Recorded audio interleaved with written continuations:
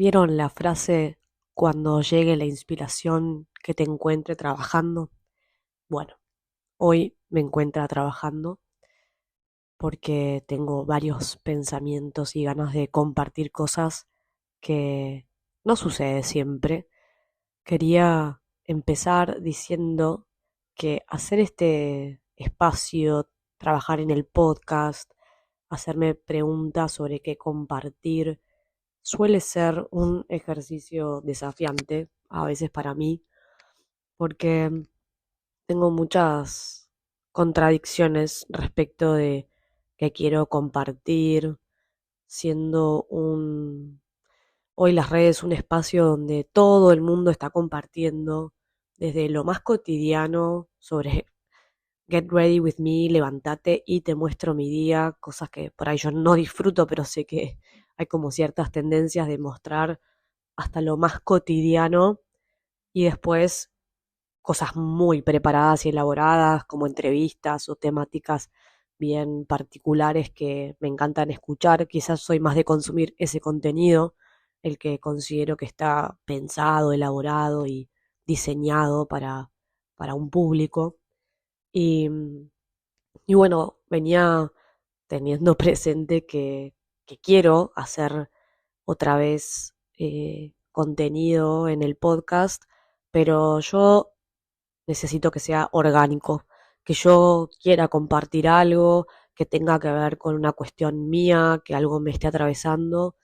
y sé que si respeto ese tiempo mío, el contenido va a poder aparecer, pero si no lo respeto, me va a resultar una imposición que quizás no me va a interesar mucho compartir. Bueno, habiendo contado esto de en qué estoy y que me importa que el contenido sea orgánico, hoy tenía ganas de grabar un ratito en este episodio número 3 unos recuerdos que estuve teniendo, un poco el trabajo con mis pacientes y cuestiones que me atraviesan académicas. Em, Vengo hoy de una reunión en el colegio de mi hijo más grande, que tiene 6 años, y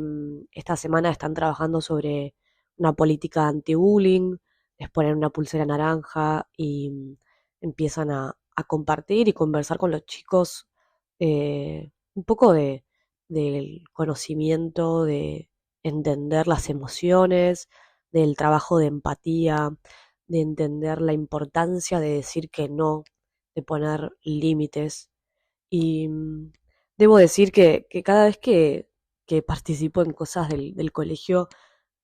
conecto con un deseo que tengo ahí en lo escolar, en las instituciones, que siempre lo tengo como pendiente de explorar, bueno, es participar en estas cuestiones de los colegios, en la pedagogía y en la terapia, ¿no? La verdad que me fui como inspirada del encuentro, no porque pasó nada novedoso, pero porque estuvimos hablando de cuestiones básicas que refieren que aprendemos con otros, que lo que es colectivo, las comunidades realmente impactan en el diseño de nuestro sistema nervioso, esto de la epigenética, ¿no? De cómo cuestiones nuestras se van a activar diferentes respecto de las conexiones que vayamos haciendo. eh, y cómo las habilidades sociales requieren cierto entrenamiento. Hay niños que son eh, muy dados para hacerse amigos, para hablar, para contar, para expresarse, y otros que va a resultar un desafío y un trabajo ser sociales. Y todo eso me deja pensando porque ser mamá todo el tiempo te abre la puerta a pensar cómo lo está atravesando tu hijo, también cómo lo pudiste atravesar vos, qué herramientas nuevas hay para acompañarlos. Y como yo trabajo con pacientes muy jóvenes y también he trabajado con adolescentes, tengo como muchos temas en mi mente que cuando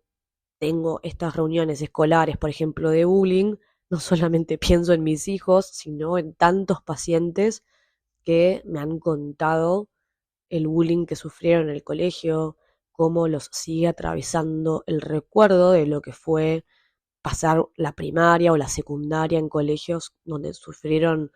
discriminación, donde fueron excluidos, donde fue muy difícil formar parte de un grupo, donde fue un, un logro lograr la pertenencia. Y qué costo emocional tuvo eso. Hoy va a ser un episodio como un tapeo de episodio psicológico porque tengo muchos temas en mente que quiero conectar. Alguna vez algún profesor en psicología me ha dicho que poder enhebrar tantos temas es un arte y es lo que intento hacer, enhebrar esto del colegio con una película que acabo de conversar con una paciente, con un recuerdo de mi infancia y lo que estoy un poco haciendo en estas semanas en terapia con pacientes. La película que conversé con mi paciente, que también tiene que ver con esto, porque todo en realidad creo que tiene que ver un poco con el crecimiento y la formación psíquica que se va dando en jóvenes, niños, adolescentes, es la película que se llama Los Domingos, es una peli española, que la historia básicamente es de una familia con tres hijas mujeres, que la mamá falleció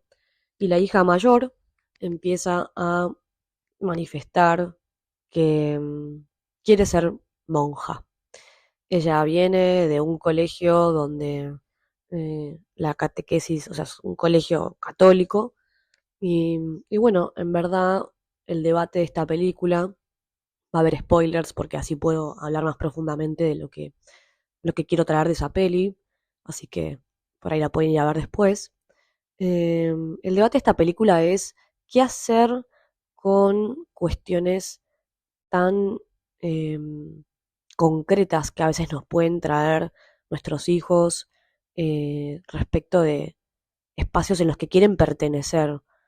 Porque esta chica, que tenía como unos 16 años, 17 creo, estaba atravesando un duelo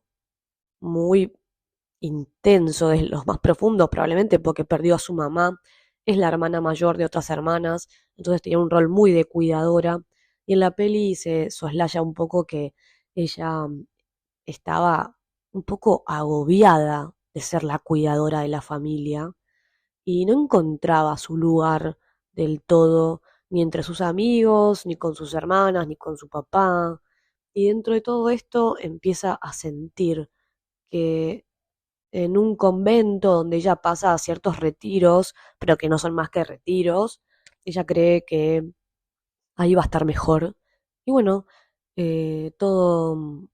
todo crece, este pensamiento, ella lo plantea a su papá, a su tía, que es la hermana del papá, y ahí hay dos planteos muy claros de una tía que por ahí quiere que su sobrina pueda cursar la universidad y tener una vida donde pueda tener muchas posibilidades y no solo dedicarse a Dios y a la religión, y el papá que no sabe mucho qué hacer con lo que le pasa a su hija, que por un lado la quiere respetar y quiere escuchar lo que le está pidiendo, y por otro lado, evidentemente él también está sobrepasado por la nueva dinámica familiar sin su mujer.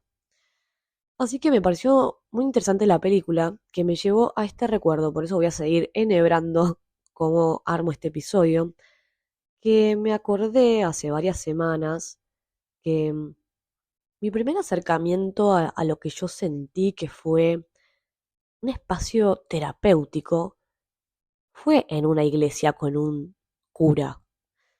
porque yo era chica y también una tía me llevaba los domingos a veces a misa, cosa que a mí me encantaba porque lo mismo, yo también sentía que podía pertenecer en ese espacio y la verdad que me encantaba cómo iba fluyendo la misa, los momentos de comunidad. Y como ya había hecho catequesis, había hecho la comunión, no sé cuántas cosas había hecho, eh, entendía lo que era ir a confesarse. Y yo en esos momentos de confesión con el padre Héctor, que nunca me lo pude olvidar, pero era un recuerdo que tenía muy bloqueado en mi mente, no por nada malo, sino que quedó muy en el pasado. Creo que Héctor fue de las primeras personas con las que yo compartía eh, mi temor, mi miedo, mi angustia por conflictos familiares. Y me pareció muy loco recordar esto. Me pareció muy fuerte recordar que tanto me pasó en el colegio como en la iglesia, yo era capaz de contar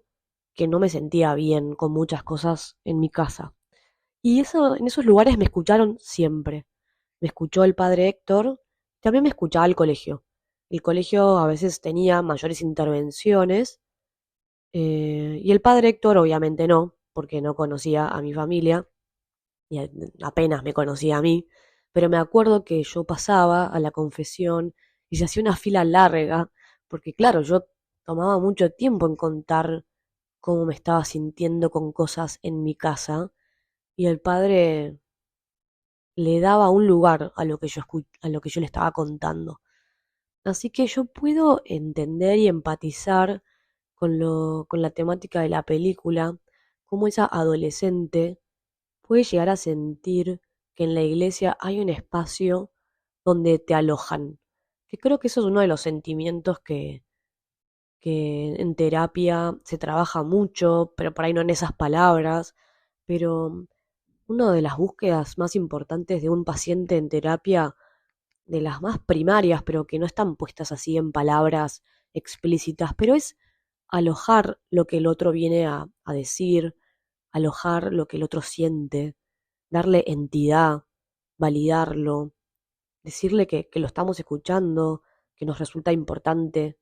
que lo pueda expresar, que nos interesa saber, que queremos saber cómo llegó a ese lugar, qué le pasa con eso, qué no le hace bien, por qué está así y hace cuánto cree que se viene sintiendo así. La verdad es que esto de alojar algo es muy importante y muchas veces creo que alguien llega a terapia sin haber podido sentir que hubieron espacios en su crecimiento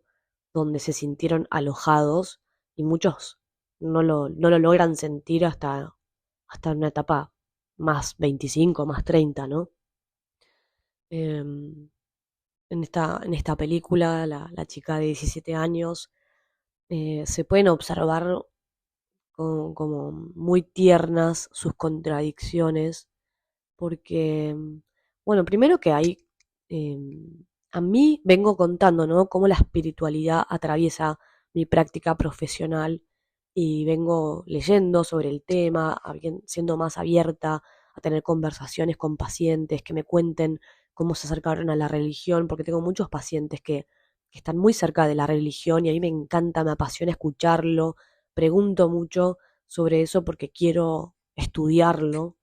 Y esta chica en la película, eh, sus contradicciones tenían que ver un poco con que ella, primero que en su crecimiento escolar, incluso en el convento, tomaban, fumaban,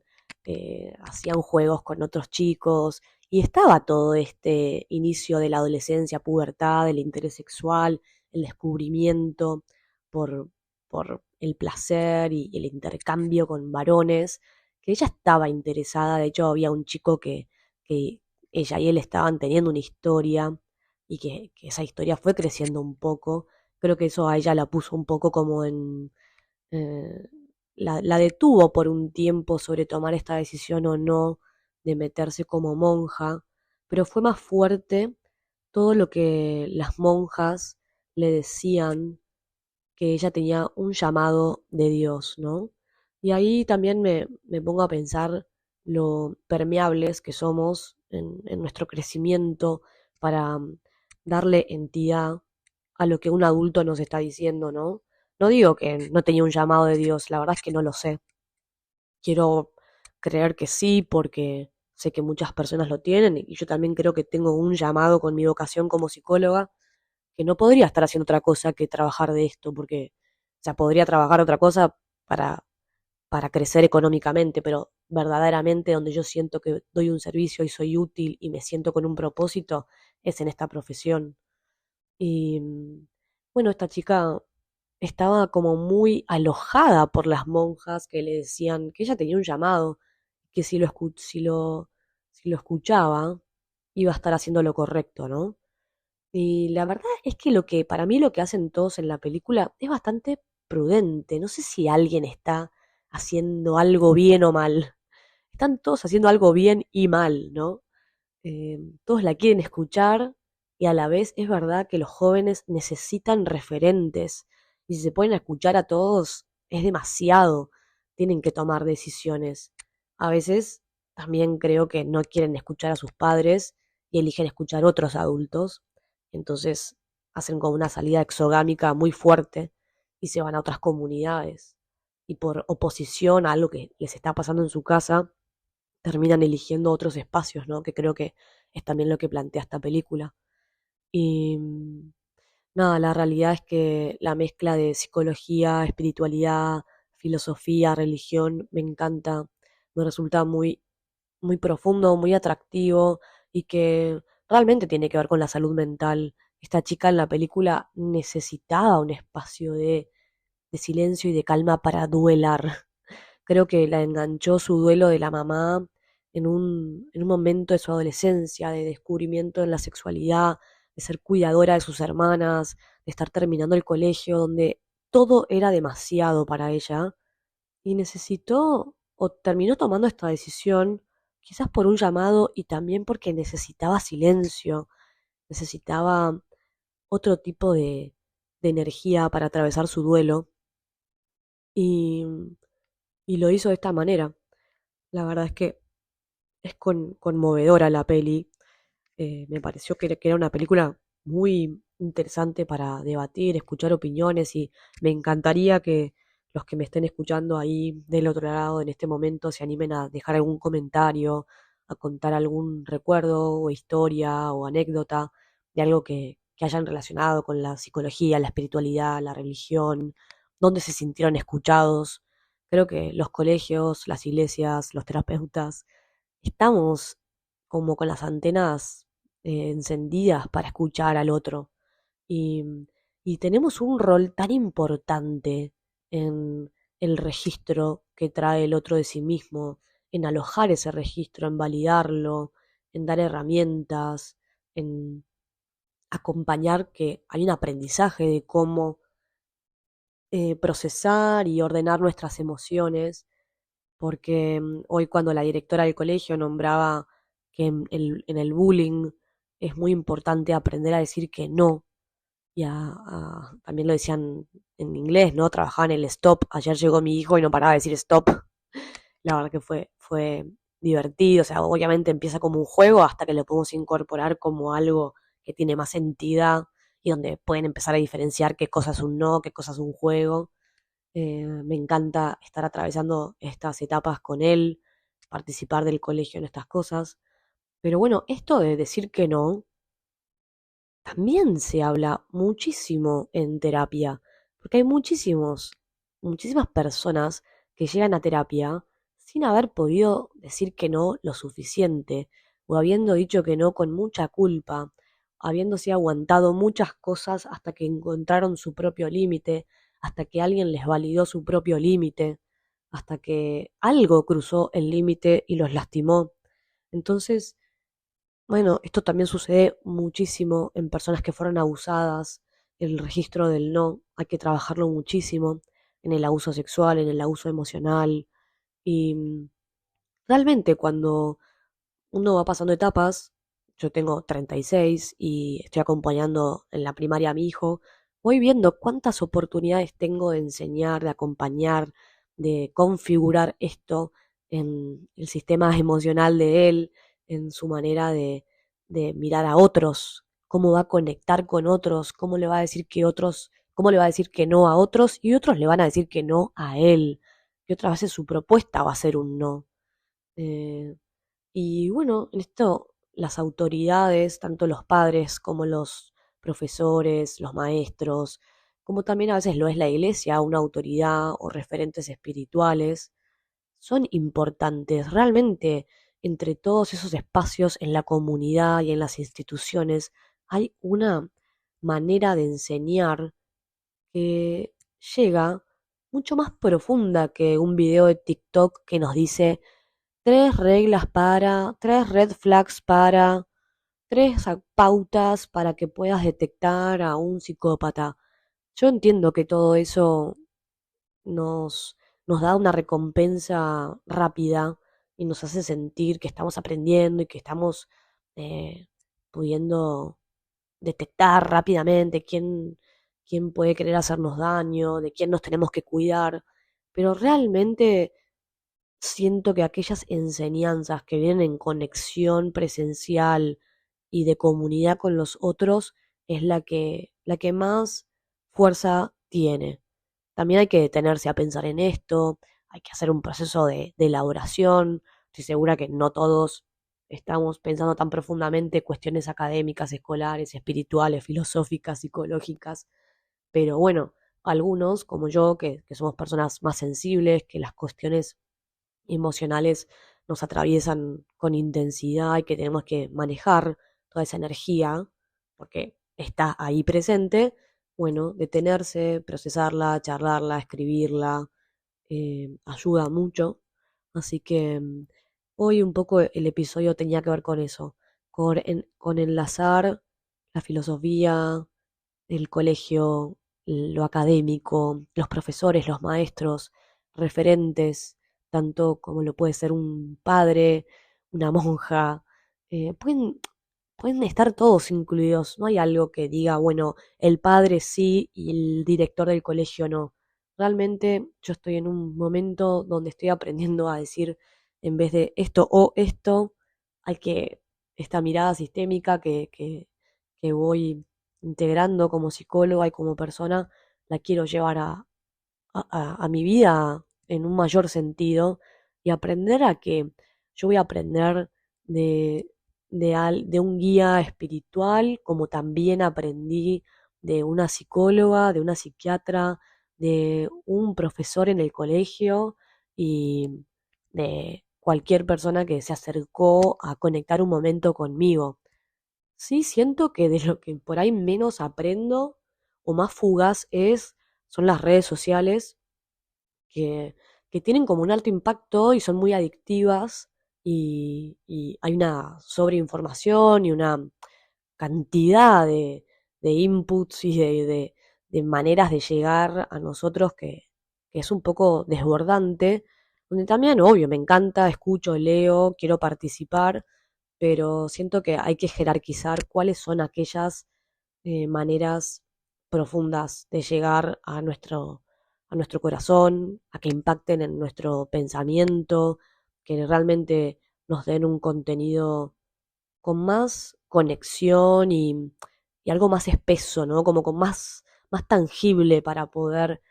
debatir y conversar. Yo a veces me detengo en videos de Reels o de TikTok donde alguien está contando algo debatible, ¿no? Porque muchas veces veo estos videos. Entonces, hay veces que hay personas que están contando, no sé, algo que pasó en su barrio, esto, ¿no? Cuestiones cotidianas. Hace poco creo que alguna persona estaba contando que escuchó gritos de un vecino pidiendo auxilio, alguien que estaba, que lo estaban lastimando. Y la gente, los comentarios, eran mucho más desde la curiosidad y el chisme y dale, contá la segunda parte, dale, contá esto, bueno, ¿para qué contás el chisme incompleto? No sé, realmente me preocupa ese nivel de contenido. Observo cuánta gente quiere ser alojada, cuánta gente quiere ser vista, quizás desde lugares muy, con muy poco, no sé, que va a prosperar muy poco, que la capacidad de recompensa de que alguien te escriba un comentario y que vos digas, wow, mirá, entre comillas, estoy dando un servicio y me están escuchando y quieren saber qué le pasó a mi vecino, es muy fugaz ese sentimiento de que bueno, que tuviste tu minuto de fama. Pero bueno, creo que otras propuestas como estas, de temáticas quizás que nos interpelan más, requieren trabajo, requieren detenerse, pausa, conversar con otros y ayudan mucho. Ayudan a bajar la velocidad, ayudan a regularnos, a tener perspectiva, a sentirnos parte de una comunidad, que eso también es como que las redes parece que nos lo dan, porque por ahí uno se siente que tiene una comunidad por tener seguidores o porque la gente te comenta, pero realmente me parece que es un espejismo, que la comunidad se sigue armando en conexiones reales y que hay que apostar a ese camino. O podemos apostar a varios caminos, pero no olvidarnos de seguir en la presencialidad, que no porque esté haciendo contenido online, en Instagram, en TikTok, que yo también lo hago, no me olvide de participar en la vida real, porque ahí pasan las cosas de verdad. Porque por más que tengas un video viralizado, no te sentís más acompañado ni más en comunidad por eso. Así que bueno, los invito a participar de situaciones con otros, los invito a participar de instituciones, de espacios, de iglesias, de colegios, de, no sé, de clubes, de un montón de lugares que alojan, que permiten que despleguemos distintas partes nuestras. Y eso realmente tiene muchísimo que ver con salud mental. Realmente ayuda muchísimo a la configuración, a la regulación, a tomar perspectiva, a tener más relaciones, a ampliar nuestra mirada, a salir del centro, a hacernos más humildes. Así que, bueno, de esto fue el episodio de hoy y nos vemos pronto cuando venga la inspiración en el siguiente. Les mando un abrazo grande.